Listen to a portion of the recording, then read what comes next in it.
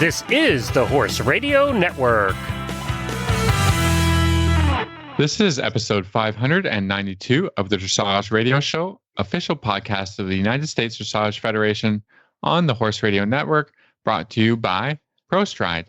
On tonight's show, we have a couple of guests that wrote articles for yourdressage.org. Elyse Hart talks about how horses help with recovery from addiction. And then Julia Magsam describes a connection between music and dressage. Then Wendy Murdoch joins us with special guest Patrick Tigchelaar. And after that, Nicole Harrington gives us a great trainer tip.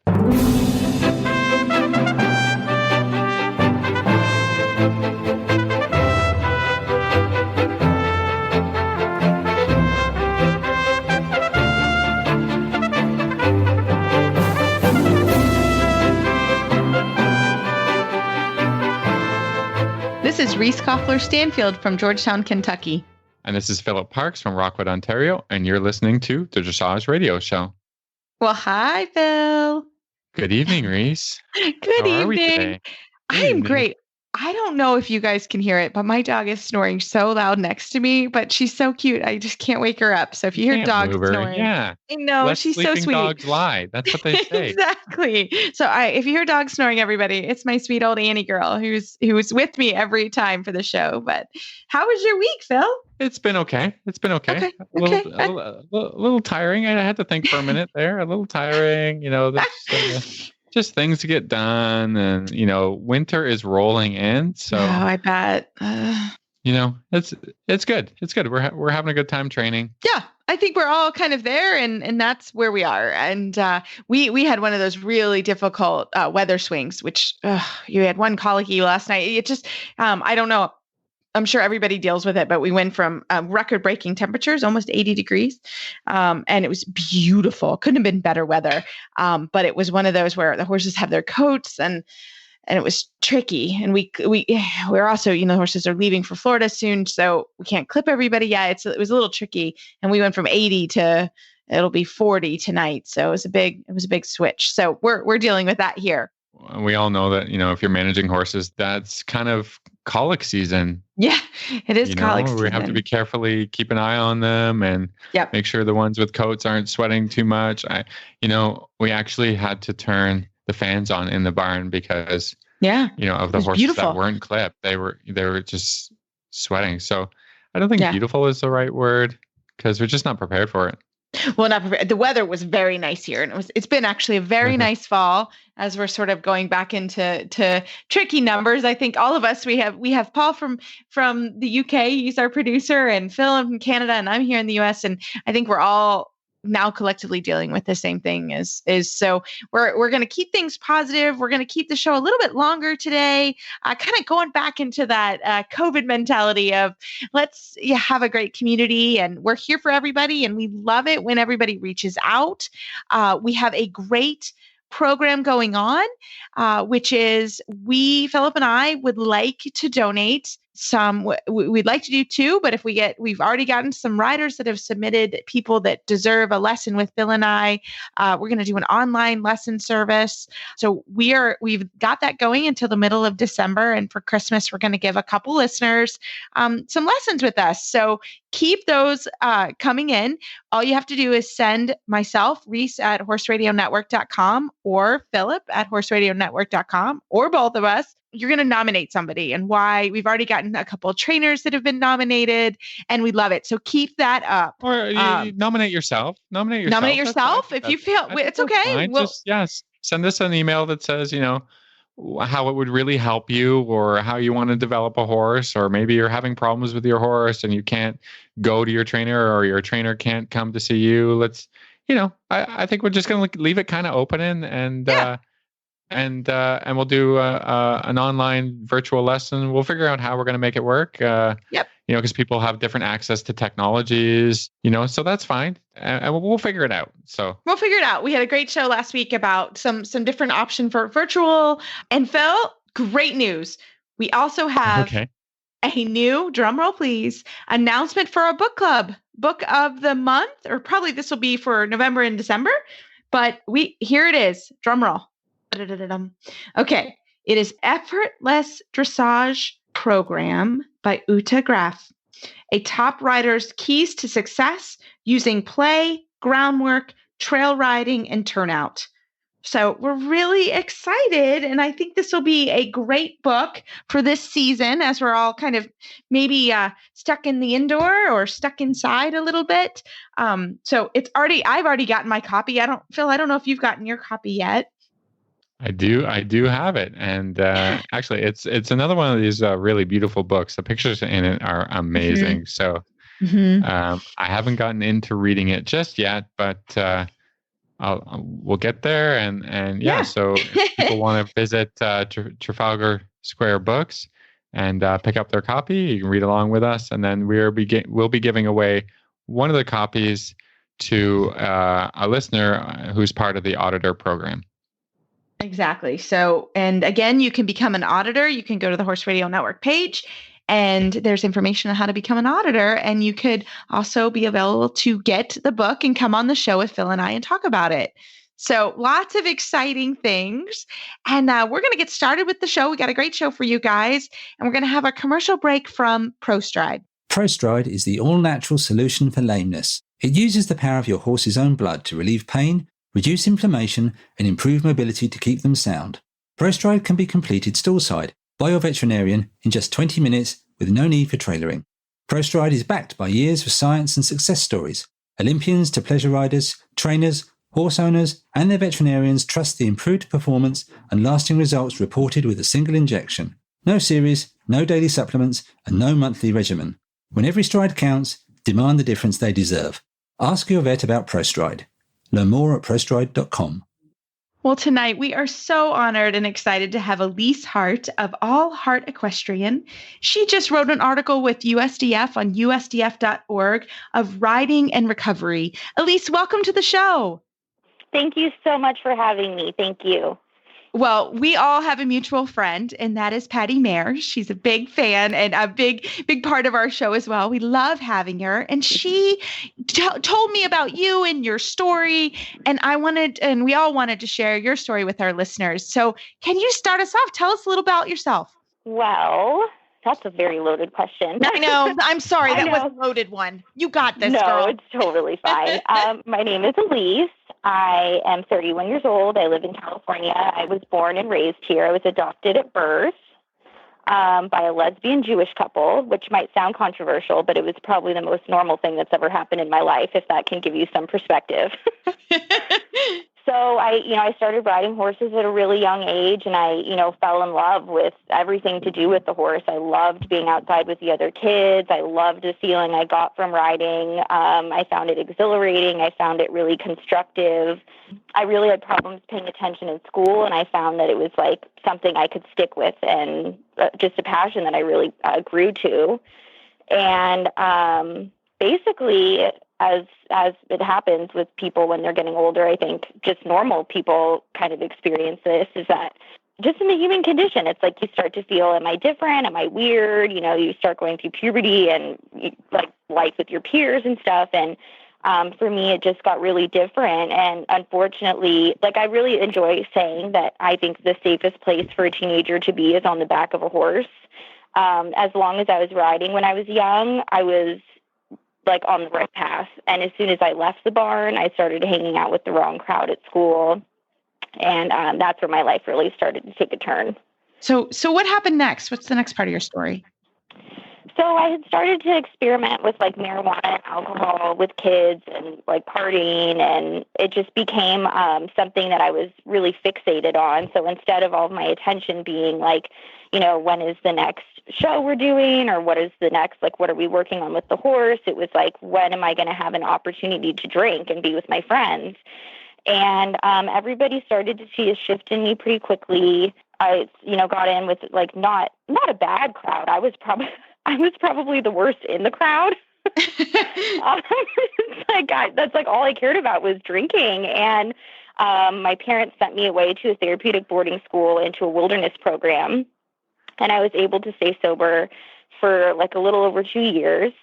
And I came home, and during this time, my parents had never sold the mare that I had from when I was a kid. And I started training with her again. And my previous trainer two previous trainers that I've been with since I was very, very little. And one of them, their uncle is Charles Tecumseh. And so he came and he did a clinic with us. And it was really, to be that age and to be around someone with such sophistication of, and mastery of dressage, to me was really mind-blowing. It was a completely different environment and kind of, I don't want to say the excellence that he demanded, but that he would create for you as like an environment for you to learn in, I really thrived in. And so I started getting really active in riding again. And I really started to enjoy it, but it was fleeting, unfortunately. And I started to get into like party scene more and drinking and more heavy drugs. And I eventually got into heroin, unfortunately. And that was really kind of like what brought me to my knees. Sure. So sure. I read your blog, and it was very interesting. But it sounds like there was horsey people who believed in you throughout your problems, and who, like you said, your mare was still there, and you were able to go back to her, at certain times. So is that, how did the horse scene drag you back out of all of your problems? I'm really, really, really blessed by like the quality of people that I have in my life. One of the instructors that I had growing up, I've known basically since I had a memory, since I was born, and her name is Gail Paperno.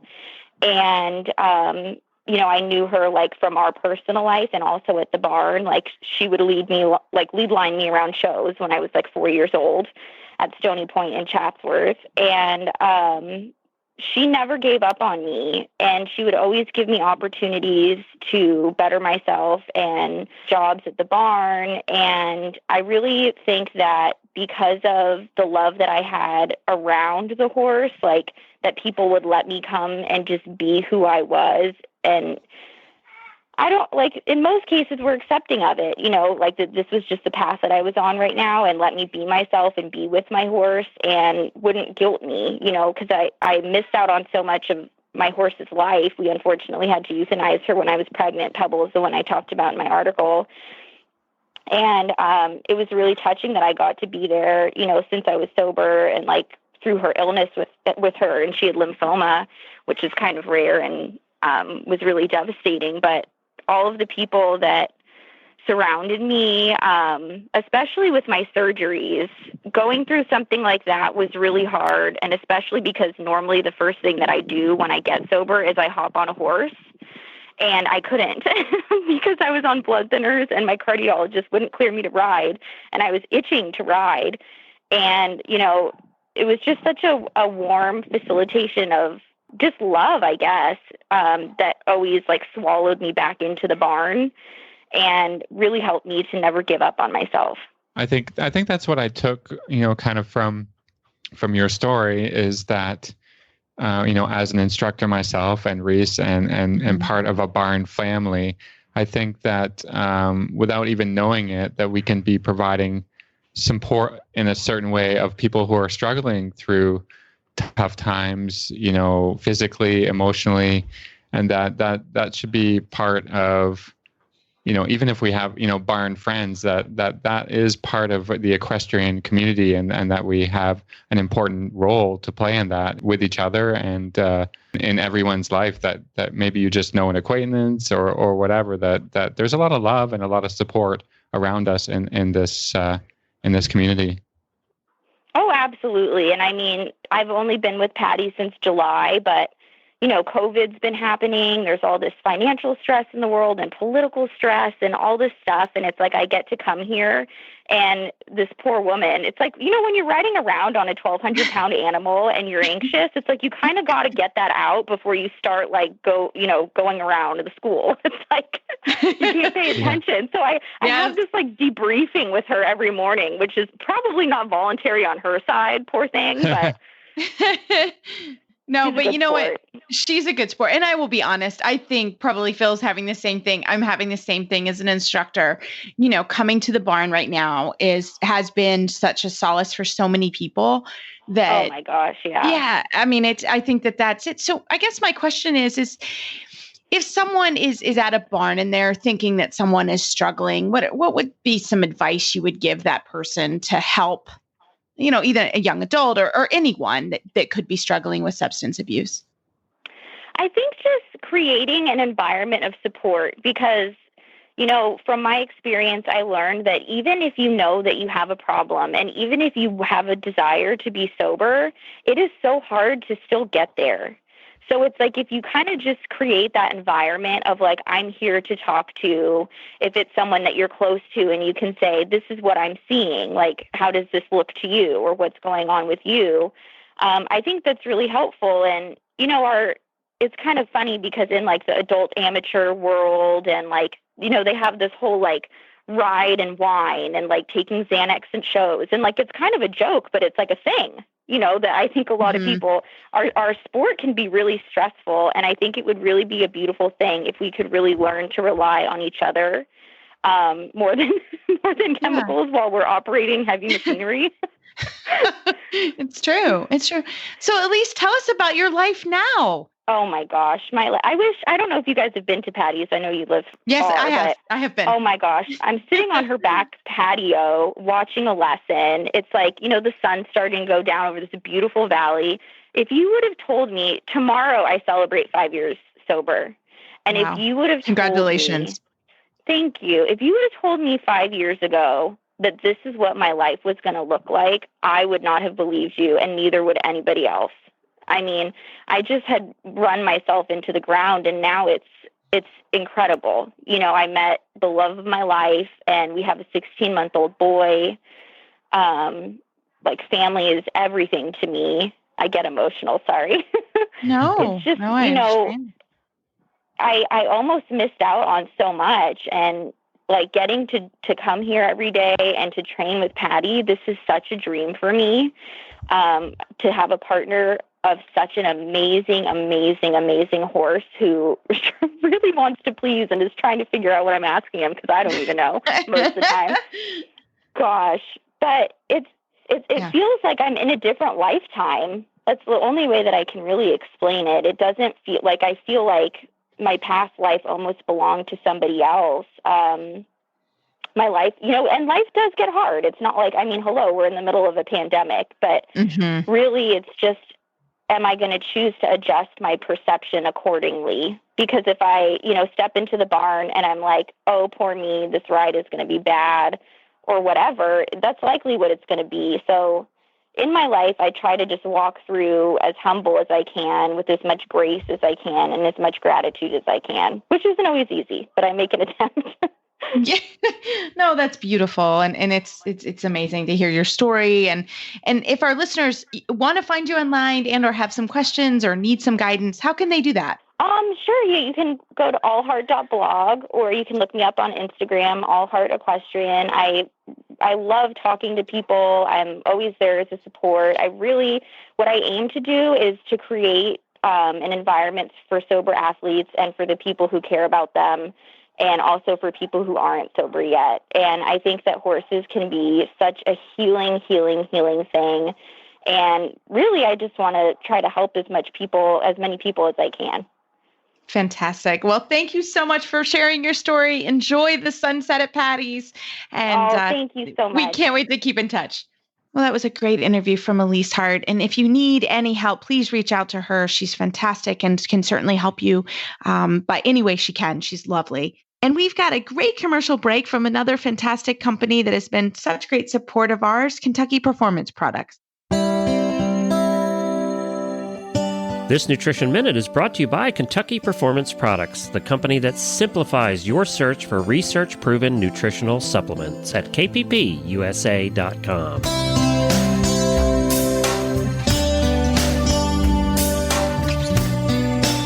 Have you heard of a yeast called Saccharomyces boulardii? It's a type of probiotic that benefits your horse's digestive tract. Often referred to as S. boulardii, it works in several different ways. One unique property of S. boulardii is that it supports the stimulation of the enzymes found in the intestinal lining. These enzymes help your horse digest starches and sugars in the small intestine. When the sugars and starches are more completely digested, Fewer of them escape into the hindgut, where they can ferment and cause imbalances that may lead to colic, diarrhea, and laminitis. Saccharomyces boulardii is found in Nalox Advanced, made by Kentucky Performance Products. Nalox Advanced contains a blend of yeast, fermentation solubles, and stomach buffers. These ingredients work together to maintain your horse's digestive tract in peak condition. Nalox Advanced is recommended for horses of all ages and stages and is fed on a daily basis. This Nutritional Minute has been brought to you by Kentucky Performance Products. You can find all of their terrific products at kppusa.com.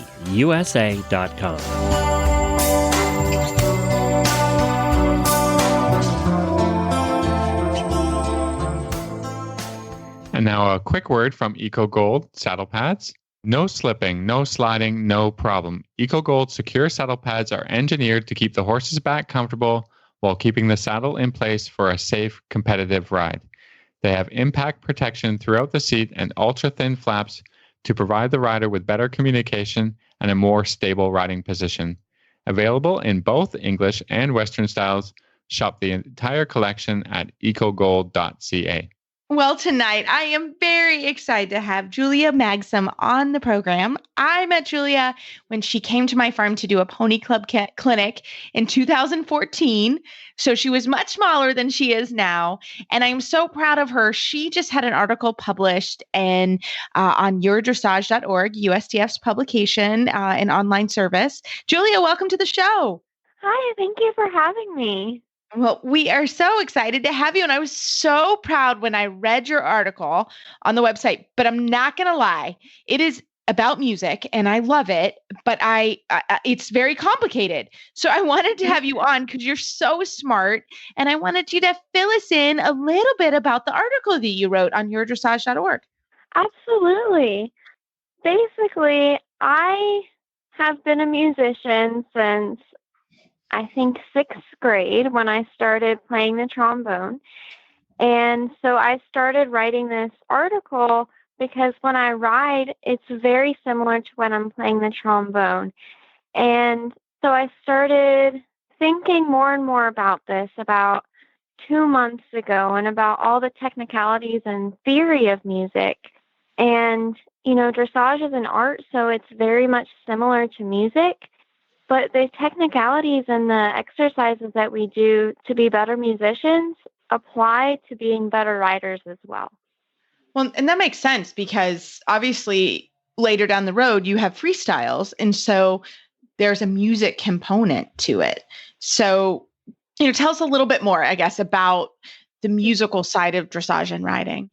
Absolutely. So dressage, more than any other sport, at one point, it did have a practical side to it, but as we've seen different disciplines grow out of a military necessity, dressage is the only one that has really migrated towards dancing and artistry.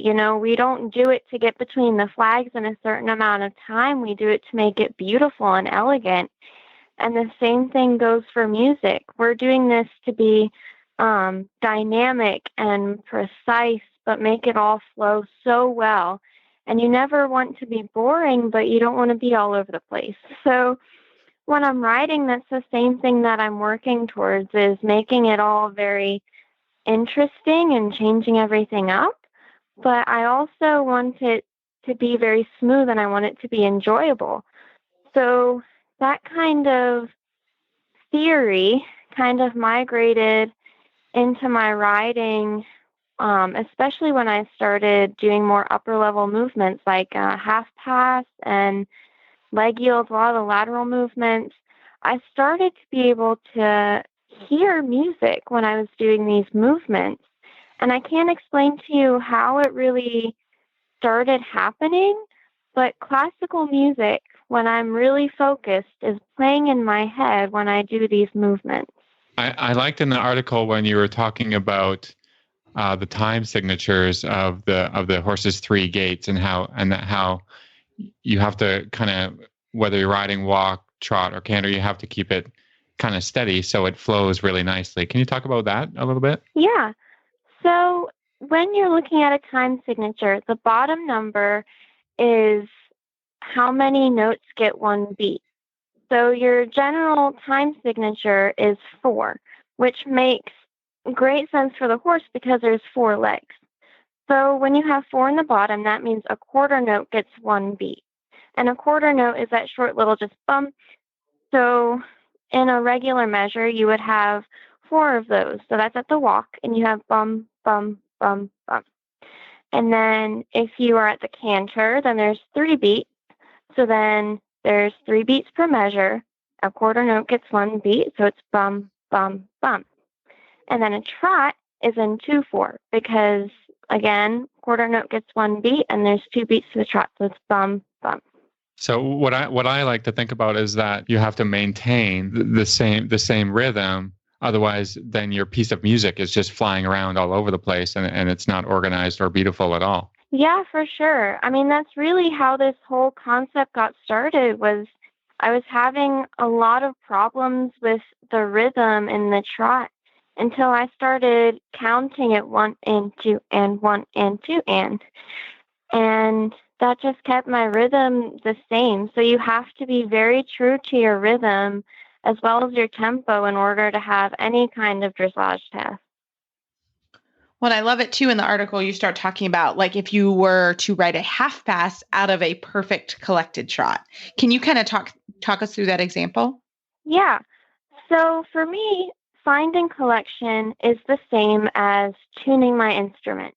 So for all of my music nerds out there, a trombone is one big tuning slide. We have to be so perfect with our embouchure, so the way that we push the air out, and our slide, so the way that we shorten and lengthen the tube of the trombone to make the perfect note. And so when we find the perfect note, we use an app, and the app is this bar that has red on either side, and it goes on a gradient from red to yellow, and then green is in the middle. So when I'm writing my collection, if it's like too fast behind or I'm losing a shoulder, I can feel it going in the red of that's not tuned at all. But then as it gets lighter and more balanced and forward, I can feel it migrating, that circle migrating towards that green in the middle. And when I finally get collection, it is the same feeling as getting that big green smiley face that goes on in the middle of the screen.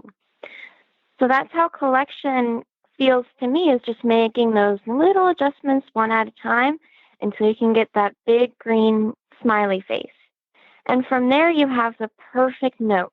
So then you can move on into these concepts of rhythm and tempo and move them over. So in the half pass, you start the bend and you have to maintain collection in the bend.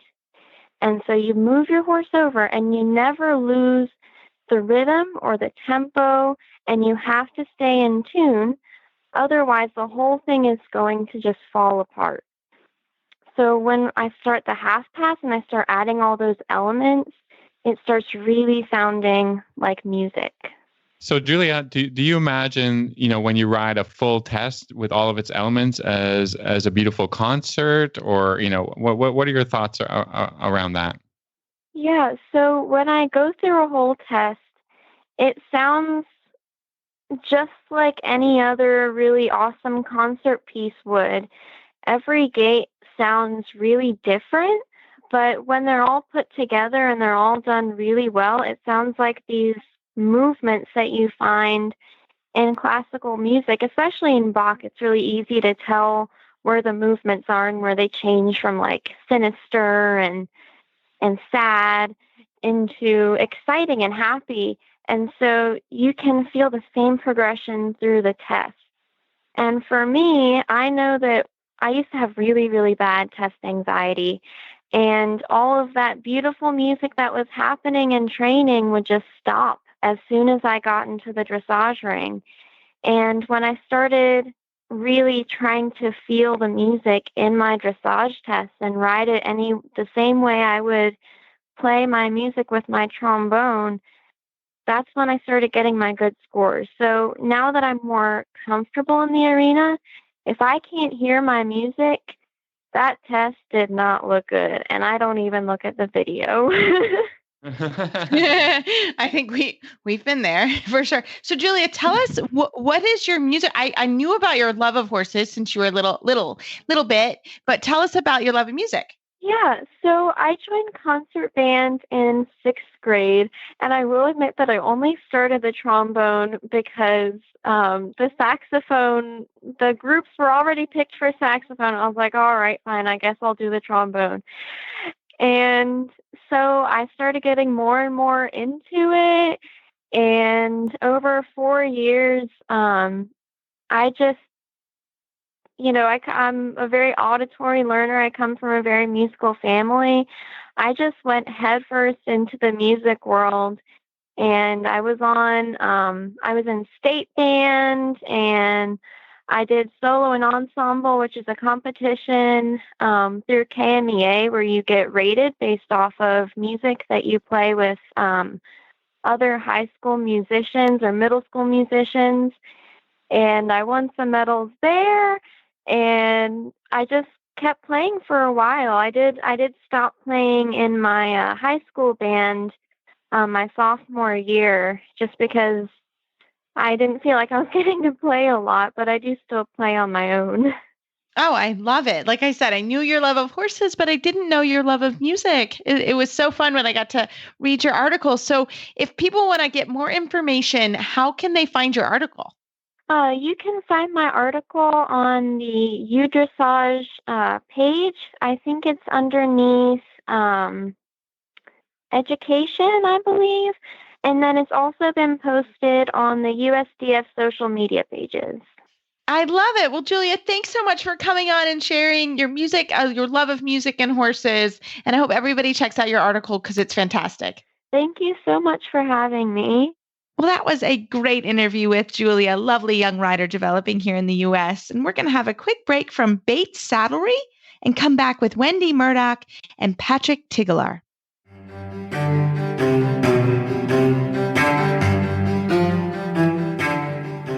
Bates saddles are the saddle brand that truly put your horse first. Enjoy comfort, optimal balance, and seamless contact with your horse, leaving you free to concentrate on your aids. Bates saddles offer you many features you don't find with other saddle brands, including the external FlexiBlock system, which is anatomically contoured to your leg, allowing it to ride in behind the block and support your individual position for maximized comfort and security.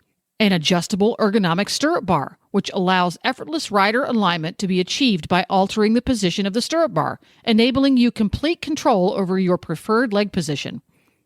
Many styles are available, including the new Bates Dressage saddles, the Bates Victress show jumping saddle, and the Bates Advanta eventing saddle. It is the official saddle of the United States Eventing Association. You can learn more about Bates saddles at batessaddles.com. That's batessaddles.com. Well, I am so excited to invite everybody to our what has become almost a cocktail chat, which we love. But we have a fan favorite and our favorite, Wendy Murdoch, on the show, along with Patrick Tigchelaar, international Grand Prix rider and trainer. Welcome to you both. Welcome, Wendy. Thanks. It's good to be back. I should have brought my gin and tonic. Anytime. Patrick, well, welcome to our show. Thanks for coming on tonight. Thank you. Thanks for having me.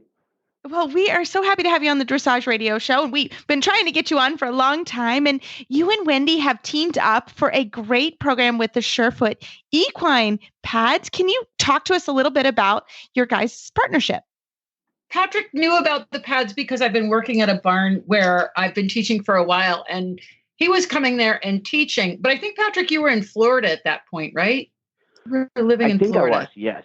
Yeah, I was coming to clinics there, and we kept passing each other.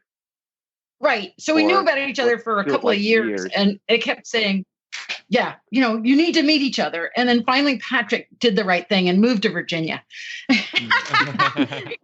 And that made it much easier because he now actually, I think you live right across from the barn, right, Patrick? Yep, right across. That makes it really easy. So finally, we got to meet each other, and then he had a chestnut mare, I think it was, and we just started to work with the Surefoot pads. and it was just really fun because you're a lot of fun to work with, Patrick, I have to say. Thank you. And you got it, which was so neat. And, I just tell people some of the things that you noticed with that horse, that first horse that we worked with. Yeah. So that horse, it was really quite a problem horse. And it was kind of, I was honestly a little bit at my wit's end, like, how do I get through to this horse?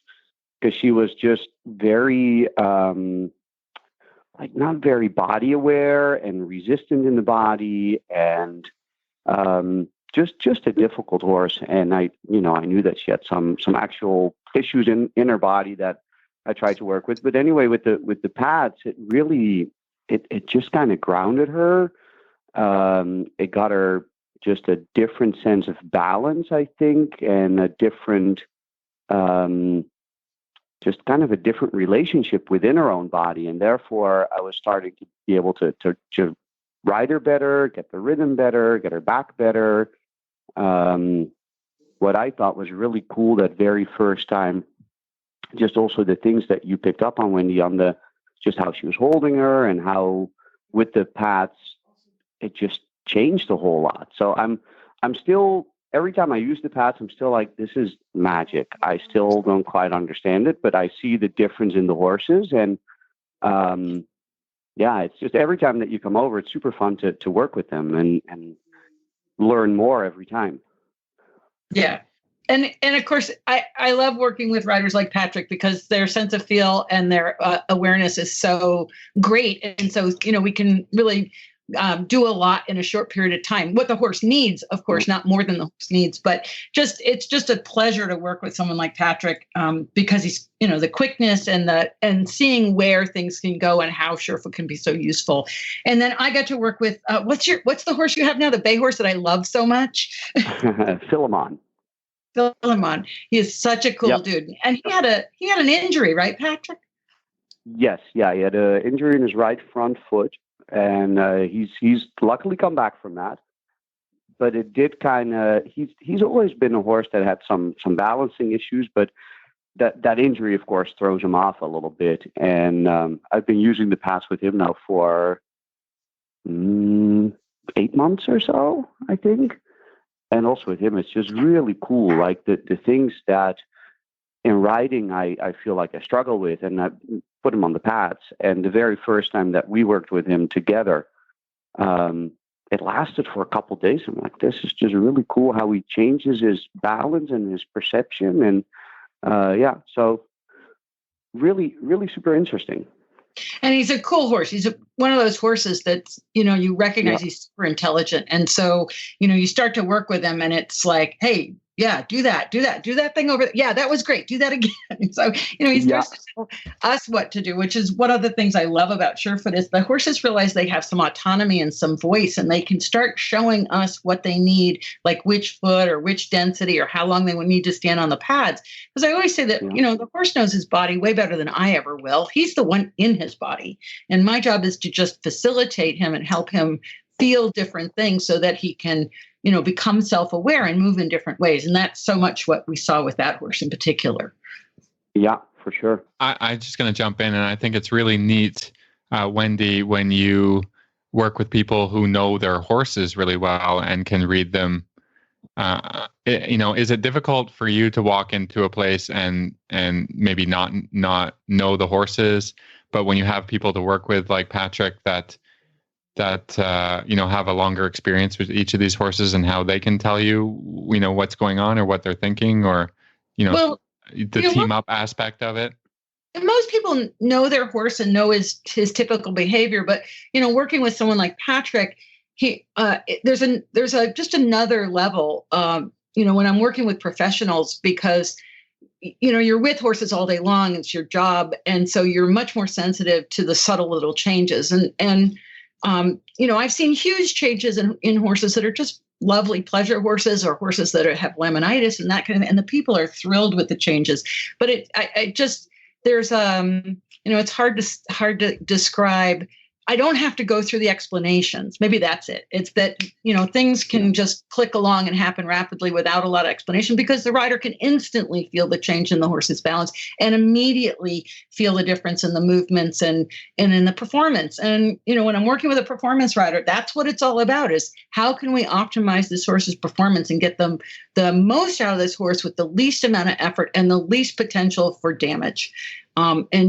That's where I think Surefoot is so handy, because you can use it before exercise, after exercise. I've stopped lessons and used the pads during the lesson and help the horse understand something that we're trying to achieve.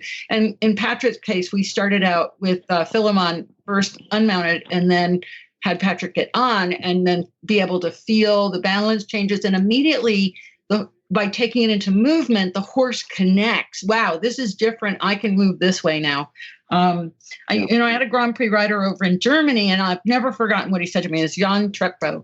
And he said, I no longer have to train my horse. I simply have to ride my horse. And I think that just says it all when we're talking about that level. Absolutely. So, Patrick, just tell us, how often are you using the pads with the horses? Well, really as often as time allows. It's with a busy schedule, I don't get to do it as much as I would like, but I try to for sure do one day a week where I, to spend the time with the pads and spend the time really looking at my horses. And usually, I have them on a rope halter, or if I plan to sit on them afterward, just tacked up. But so at least once a week. And that, what I like is when I put them on the rope halter, I can kind of see what they're doing. I let them walk around a little bit and bring them back. And so that's kind of how I do it right now. I'm often alone, so it's it's easier to do it that way. Sure. Right. Sure. And Wendy, you guys have a project coming up, right? We do. I'm really excited about it. So I was contacted by Dr. Raquel Butler, who's at Charles Strutt University, and they're going to have an animal biomechanical medicine refresher. And she asked me if I would do a segment on Surefoot. And so Patrick's been kind enough to say yes, and we're going to go over to his place and film on the 18th, and so that I have some footage, because it's going to obviously be virtual. I'm not heading to Australia just yet. So I'm going to have a presentation of about an hour talking about Surefoot in terms of treatment, rehabilitation, and working with performance horses. So I'm really stoked about it. Absolutely. It sounds amazing. And would that be for everyone to watch, or would you guys do another one that we could all see? I think what we'll do is I'll edit that footage for that audience, and then I'll take that footage and I'll repurpose it and probably have it in one of my Zoom webinars that I do on Fridays. I always do a Surefoot Zoom webinar. Which is open to anyone. And I advertise that on Facebook all the time. And they're free. They're all free. We've done 127 webinars now. Patrick was a guest of mine. And so are you, Reese. I know. Phil, you're the only one that hasn't been a guest. I know.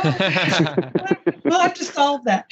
But I'm up to 127 webinars now. And they're all free, and they're all available on the Surefoot Equine YouTube channel for anybody to watch. And it's just been so fascinating doing those webinars, because I keep finding, people that you might not normally know about or talk to or hear about, and different aspects. So I'm always trying to kind of scurry around and find somebody who's been off in a corner somewhere, beetling along on their project, and kind of drag them into the light, make it available. Oh, I think it's fantastic. So the one last question, Patrick, I have for you is, if somebody wanted to start with, if they have also a tricky chestnut mare or mare, how did you use the Surefoot pads to sort of help you with her? Well, so Wendy, of course, was a great help with that mare, because I was very new to the Surefoot pads, and I kind of got stuck with that mare a little bit. But what I do now with horses that I introduce to them, I start usually with the orange pads, which I know, I don't remember what density they are, but that seems to be, the hard ones. That seems to be the one that they get used to easiest, right, Wendy? Yep, because they're going to have just direct give and no lateral instability. So they're a really good place to start. And then really, so I put them on that and just kind of notice what they're doing. Do they want to walk off? How is the imprint from the left front different from the right front, if anything? And what I find most interesting, and I have to say, I'm still new to the pads, so I'm still sometimes just putting them on and not quite sure what to expect or what to tweak or what. But just looking at the horses and seeing how they respond, it really gives you a whole lot of information. And I've just been playing around with the different pads and mostly just looking at the horses and figuring out what is changing because I put this pad on that foot or that pad on that foot, and noticing subtle changes in posture, breathing, muscle tension, how do they walk off of the pads. So that's kind of where I'm at with my kind of whole journey with the Surefoot pads, that I'm still trying to learn and see what the differences is. So it's a difficult question to answer. How would somebody else start? But that's what I do. No, I think you've answered it really well, Patrick, because so much of it is about exploration and just seeing what happens, as opposed to going in with, like, I'm going to fix this problem. Because when you go in that way, usually you don't wind up fixing the problem. You're not broad enough scope in your vision. You're not looking at the whole. And so what you've described, I think, is great, because you're just kind of stepping back. And I can't tell you how many times I've looked at a horse and then I put him on a pad and I saw something that was in front of me the whole time, and I never saw it until I saw it on the pad, because the pad's going to give to the weight. That makes total sense. And the horses, obviously have to get used to it. And we have lots of content on how to do that. And Wendy, you can always reach Wendy. So Wendy, how can our listeners find you online, find more information about Surefoot? So if anybody wants more information on Surefoot, we have a terrific website. It's called SurefootEquine.com. And then on YouTube, I have the Surefoot Equine YouTube channel. And that's where all the webinars are. And that's where all the educational information, there's quick start guides and short little videos on choosing a pad and that sort of thing. And then you can always find me on Facebook, on Murdoch Method or Surefoot Equine. And you can always email me at wendy@wendymurdoch.com. So lots of ways to find me. Oh, it's fantastic. And Patrick, how can we find you online for training questions? So Facebook is easy. Just my name, Patrick Tigchelaar, or Dynamic Dressage, which is my business page on Facebook. My website is very outdated, so that is very much not a good way to reach me, but Facebook is for sure the best way. Patrick, maybe you're gonna spell your last name for us, because it's not the easiest one. Yes, that's Tigchelaar with 2 A's. And in case anyone didn't notice, he's from the Netherlands. Yep. Fantastic. Well, thank you both for coming on, and we can't wait for the webinar with both of you. I'm excited. I'm going to watch myself. Yeah, it's going to be really fun. I'm looking forward to it. Thanks for having me.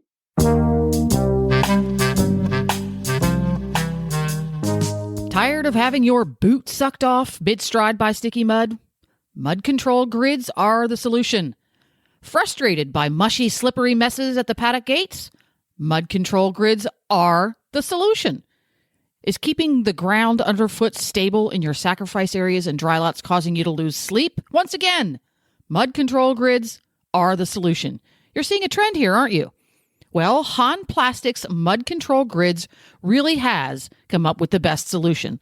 Unlike other plastic grids on the market, mud control grids can be installed directly on top of the mud.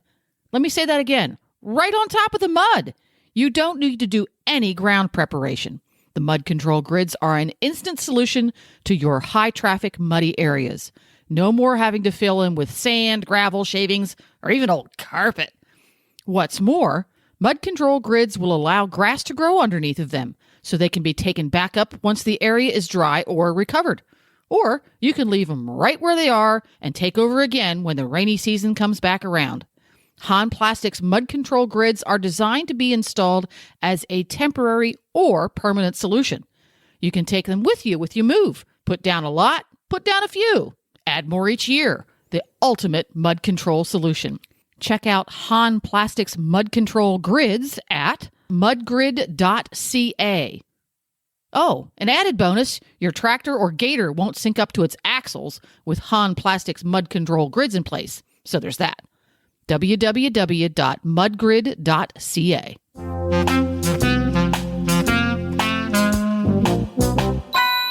Well, Phil, I have been working really, really hard to get ready for Florida, and I'm telling you, I love my Total Saddle Fit Stability Stirrup leathers. They're amazing. Well, I think, yeah, exactly. As you're gearing up to go to competition, you want to be riding at your best and using all the things that are going to help you, ride well and help your horse go well. And one of those things is the stability stirrup leathers. So, I'm using them every day. I'm not thinking about showing, but everyday use is awesome to just help the horses go better. And you're preparing for a winter show season. So we want to thank Justin at TotalSaddleFit.com for helping us with our riding. He has lots of amazing products, so check out the website. So, Phil, we've got a great Total Saddle Fit tip of the week with Nicole Harrington, FEI rider and trainer, and we hope you all enjoy.